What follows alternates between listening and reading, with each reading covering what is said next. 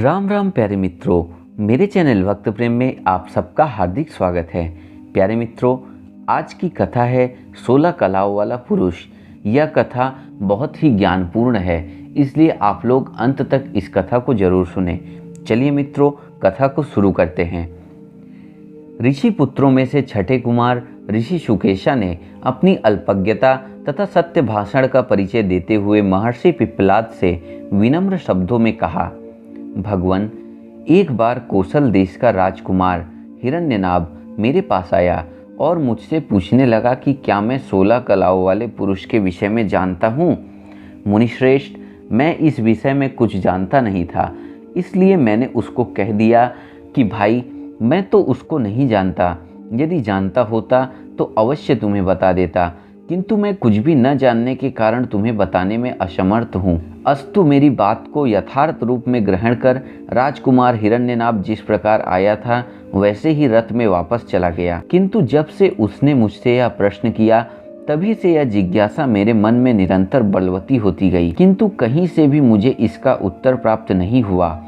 दैवयोग से अब मुझे आप सदृश महर्षि की कृपा प्राप्त हो गई है, अतः अब आप कृपा करके मुझे 16 कलाओं वाले पुरुष का तत्व समझाने का कष्ट कीजिए।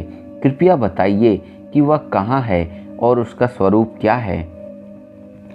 महर्षि पिप्पलाद को भी प्रश्न सुनकर प्रसन्नता हुई और उन्होंने उत्तर देते हुए कहा, प्रिय शुकेशा, जिन परमेश्वर से 16 कलाओं का समुदाय संपूर्ण जगत रूप उनका विराट शरीर उत्पन्न हुआ है, वही वे पुरुष हैं। उनको खोजने के लिए कहीं अन्यत्र जाने की आवश्यकता नहीं है। वे तो हमारे इस शरीर के भीतर ही विराजमान हैं। सुनो, मैं तुम्हें विस्तार से बताता हूँ।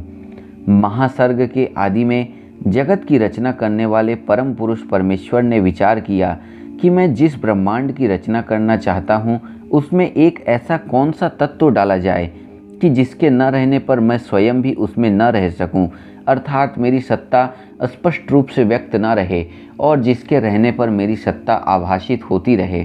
यह सोचकर उन्होंने सबसे पहले प्राण की रचना की। प्राण के बाद श्रद्धा को उत्पन्न किया। उसके बाद क्रमशः आकाश, वायु, तेज, जल और पृथ्वी, इन 5 महाभूतों की रचना की। फिर मन अर्थात अंतःकरण और इंद्रिय समुदाय की उत्पत्ति हुई। तदनंतर अन्न हुआ। अन्न में वीर्य की रचना हुई। फिर ताप, नाना प्रकार के मंत्र, नाना प्रकार के कर्म और उनके फलस्वरूप भिन्न भिन्न लोकों का निर्माण हुआ और इन लोकों में नाम की रचना हुई।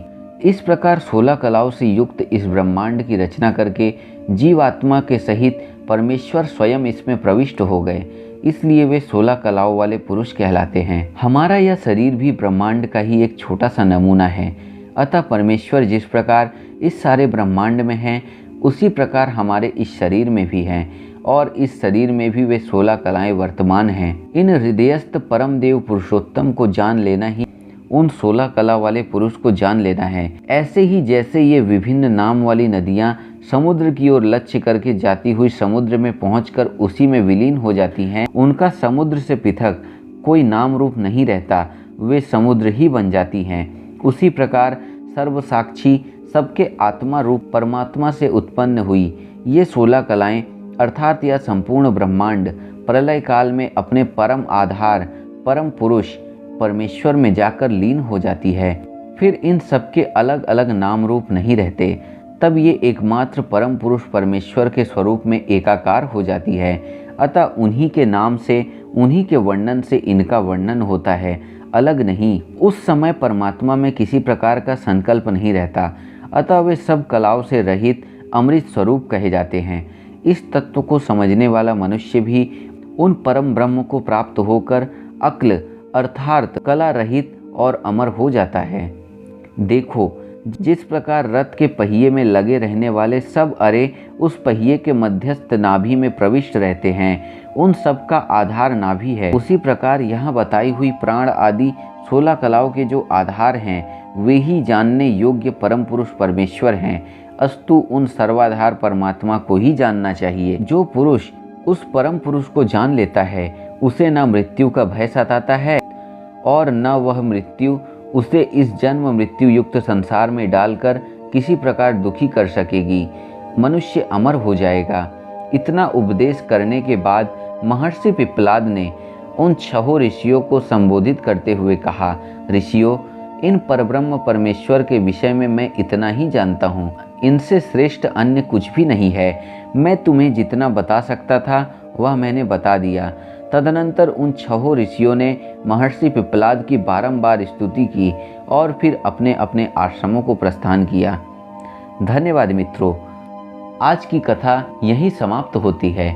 फिर मिलते हैं अगली वीडियो में, जहां हम उपनिषद की एक अन्य कथा पर चर्चा करेंगे। आज के लिए आज्ञा चाहता हूँ।